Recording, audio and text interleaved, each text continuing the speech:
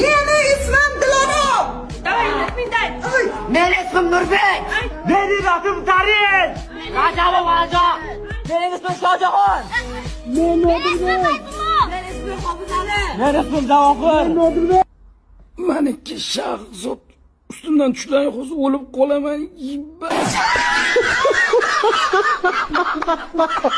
Aytishlaricha Toshkent metrosida ham xuddi Yaponiyadagi kabi itaruvchilar, aniqrog'i sig'diruvchilar paydo bo'ladi. Endilikda odam juda ham ko'p bo'ladigan vaqtlarda maxsus xodimlar yo'lovchilarni vagonlarga kirgizishga, sig'dirishga yordam berishadi. Xuddi videoda ko'rib turganingizdek. Bu ayniqsa ertalab va kechqurun metro talabalar va ishchilar bilan to'lib ketganda dolzarb masaladir. Yangi tizim navbatlarni kamaytiradi, tartibga soladi va yo'lovchilarni tezroq chiqib kirishiga xizmat qilishi kutilmoqda. Nima deb o'ylaysiz? Bu usul O'zbekistonga qanchalik mos?